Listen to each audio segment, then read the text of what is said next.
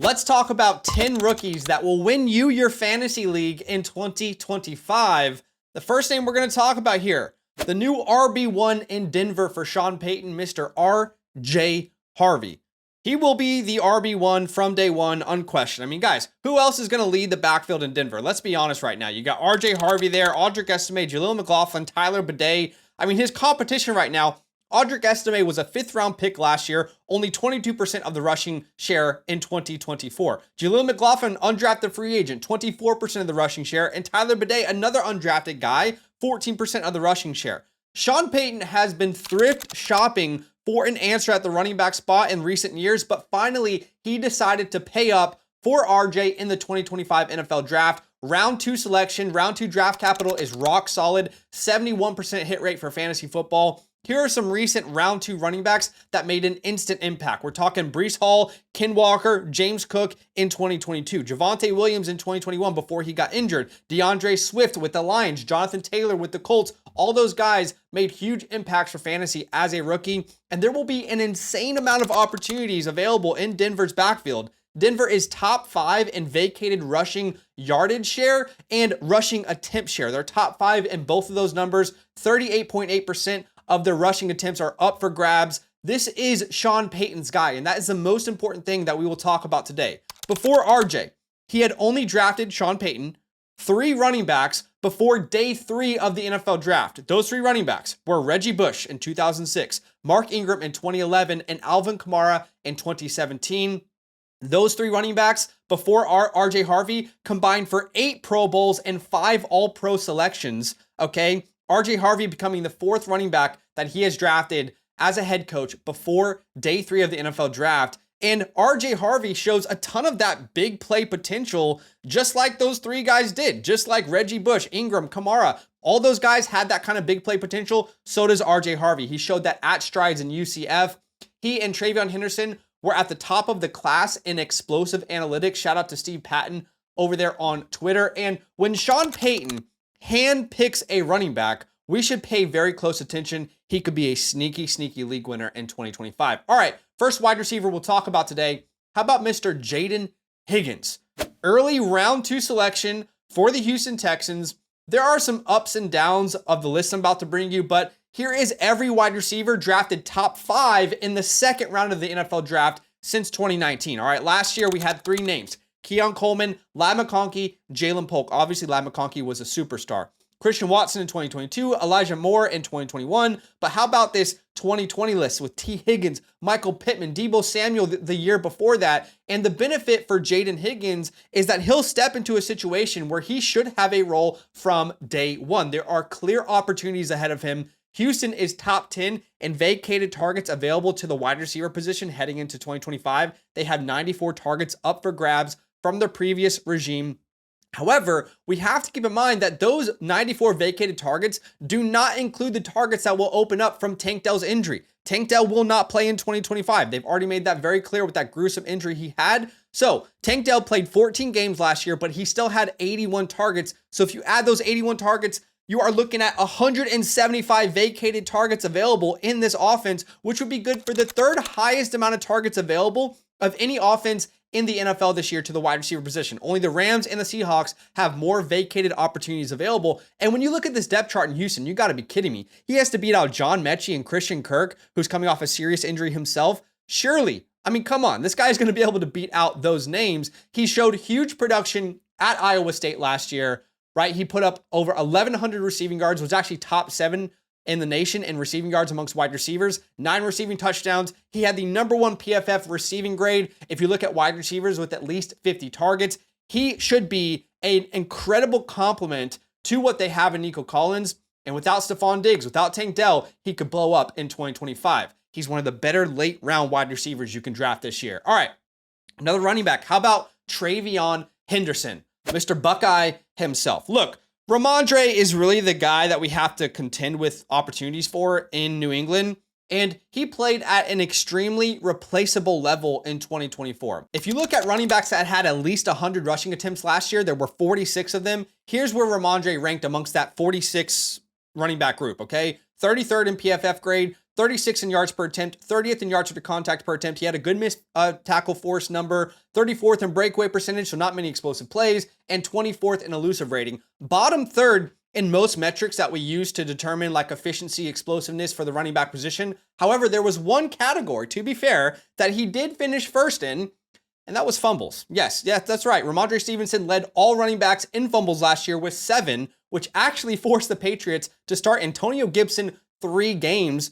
Meanwhile, Travion Henderson had 1 career fumble in his 666 touches at Ohio State, and it came as a freshman, right? He didn't fumble the ball from his sophomore to his junior to his senior season. This man has reliable hands. I promise you, Mike Vrabel is going to value that. It's a brand new coaching staff. There are no loyalties to Stevenson. This is not the same GM and coaches that signed Stevenson to that long-term deal. It's Mike Vrabel at head coach. It's Josh Daniels as offensive coordinator and Tony Dews as the new RB coach. And yes, I know Mike Vrabel said he will be a key part of their offense in a recent interview, but let's be real for a second. Vrabel is one of the least trustworthy coaches in the league when it comes to depth chart talk. He has about a 40% reliability rating on the depth chart. And historically, if you look at running backs with Travion Henderson's draft capital, they have massive untapped ceilings. Let's look at every running back drafted with a top 10 pick in round 2 since 2017. We're talking about names like Dalvin Cook. We're talking about names like Nick Chubb. We're talking missionary. We're talking, yes, Ronald Jones, DeAndre Swift in 2020, Jonathan Taylor, Javonte Williams, Breece Hall, Ken Walker. Henderson has one of the highest upsides that you can pick at the running back position in this year's fantasy football drafts. All right, another wide receiver we're going to talk about. How about T-Mac? His mom says she doesn't want him to have people call him Tet, so we'll call him T-Mac, okay?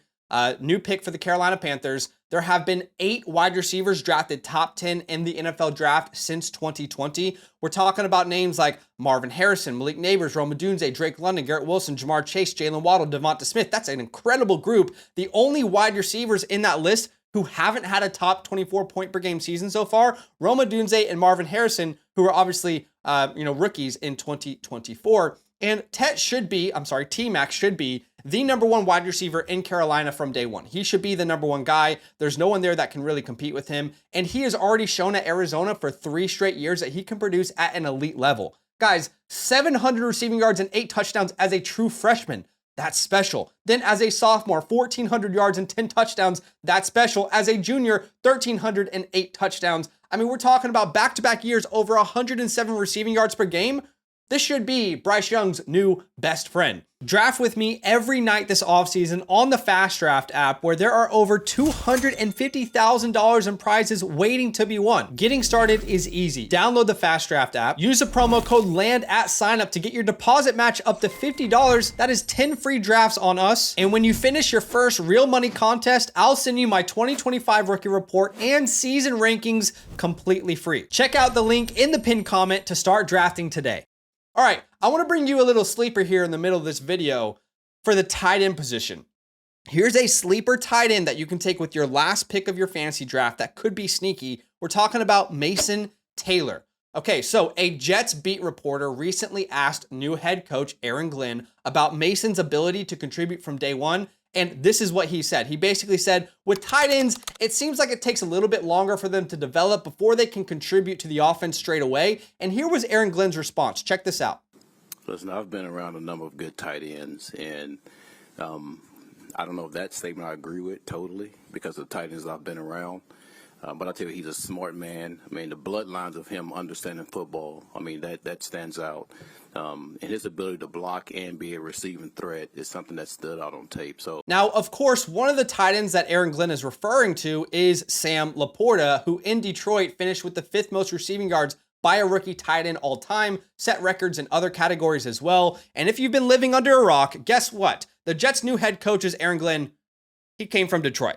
The Jets' new offensive coordinator is Tanner Engstrom. He came from Detroit. Tanner Engstrom was actually crucial to the Lions passing game in recent years. And even in the small details, like how do we get Sam Laporta or our tight ends involved? He, in 2022, was the Lions tight end coach and passing game coordinator. Then from 23 to 24, the passing game coordinator, and now obviously the OC in New York. And if we take a second look at this depth chart, I mean, guys, let's be 100% transparent here. Who the hell is getting targets outside of Garrett Wilson on this offense? Like, Josh Reynolds is a fine player. Lazard is just a guy. Taylor absolutely has a chance to step up, and I know it's targets from Justin Fields, so we don't know how valuable those targets are, but still, there'll be plenty of opportunities for Mason Taylor in year number 1. And if it adds to the hype, do you respect Nick Saban, one of the greatest coaches of all time? Because he recently is quoted to have said, the biggest recruiting mistake we ever made was not bringing in Mason Taylor to Alabama. So I think Mason Taylor is definitely a sneaky pick here, and as one of your last picks in fantasy football, okay? All right, let's talk about a running back here. That is Cam Skattebo. Man, we're talking about dog. Just 100% straight when you watch Cam Skattebo, like a bowling ball, like the best version of Peyton Hillis you've ever seen. He was drafted round 4. Granted, we're going to be 100% transparent on this channel. Not a great hit rate for round 4 running backs, all right? Historically, we're talking 24%. But we've still seen plenty of running backs drafted in round 4 who went to the right situation and did produce straight away. Bucky Irving just did it last year. Dameon Pierce, not a great name recently, but had a really good rookie season himself. Ramondre Stevenson, Chuba Hubbard, Tony Pollard. And it's important to contextualize that even though Cam was a 4th round pick, this was one of the deepest running back classes we have seen in a long time. So that could be some context that is needed. And the good news is there could definitely be some opportunities available in New York. Do not forget that Tyrone Tracy was skating on thin ice with this coaching staff last year because of the fumbling issues that he had. He was tied for the 3rd most fumbles in the NFL amongst running backs last year. And he was the only running back who was top 6 in fumbles that had less than 200 rushing attempts. So all these other guys are carrying a larger workload, and still Tyrone can't take care of the ball the way these guys are with a less of a workload, if that makes sense. And look, I love Tracy just as much as the next guy, but I do not believe that anybody has a stronghold on this backfield.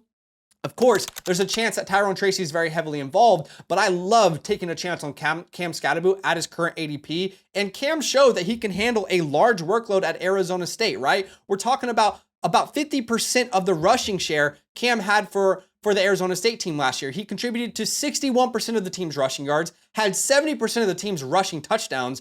I mean, it reminds me a ton of what Chase Brown did at Illinois before he came out for that backfield, where he just went crazy, dominated opportunities in that backfield. And for Skattebo's sake, he certainly showcased that he can be a capable wide receiver at minimum, right? Last year, he had 45 catches, 605 receiving yards, and 3 touchdowns. That's ridiculous for a running back out of college, out of the air. You rarely see that. And with all that volume, by the way, 2,300 plus all-purpose yards, and yet he still finished with the 2nd highest PFF run grade. He forced the 2nd most missed tackles in 2024, only behind Ashton Jeanty. And in the last decade of college football, he's top 3 in that category. He was 2nd on our Limits to Lemonade team, constantly doing more with less. Do not sleep on Skattebo this year. He could be a sleeping giant.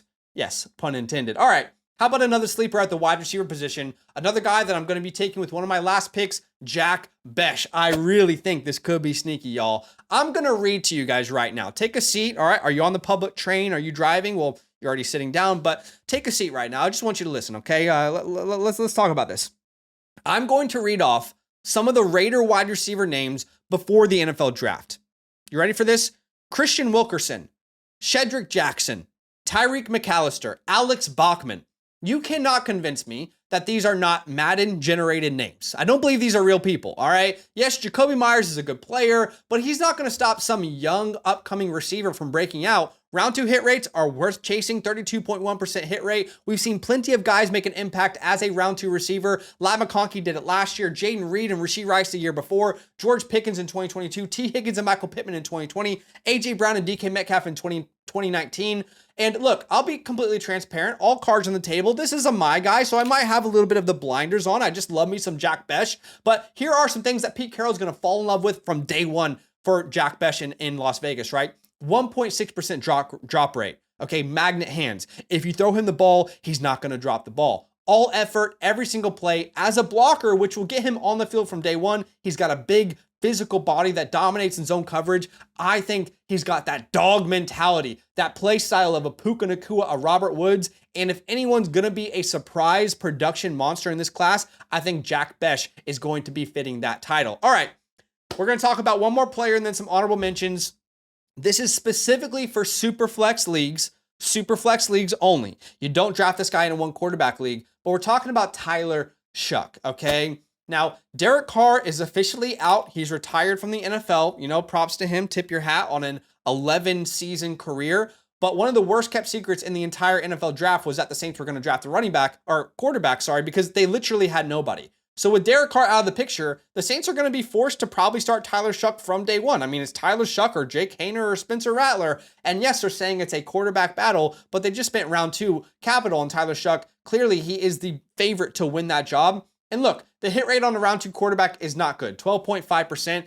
You know, only Jalen Hurts has hit since 2014 for fantasy football purposes. However, again, in Superflex leagues, he could be the very last pick that you make, and he could be your quarterback 3, and you have this upside of an unknown type of player on your bench that you can either trade to build out the rest of your roster, or maybe he actually develops into something very interesting, right? And 2 interesting talking points here, okay? Firstly, Kellen Moore, the new head coach in New Orleans, mentioned names like Jared Goff and Kirk Cousins when describing Tyler Shuck's gameplay.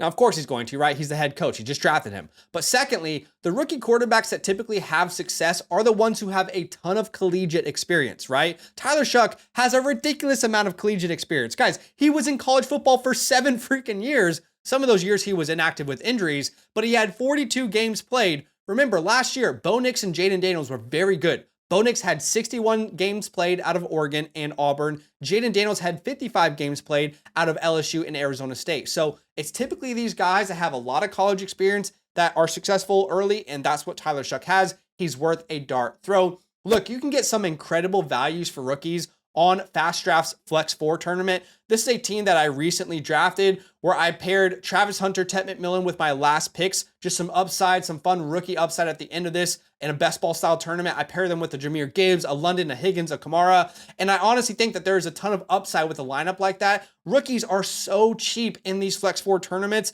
but the way it works is you draft 6 players. There's no positional limitations. The top 4 get entered into your lineup each and every week. And there are $50,000 worth of prizes. You can draft with me. We're drafting most nights on the FastDraft app. Use a promo code LAND.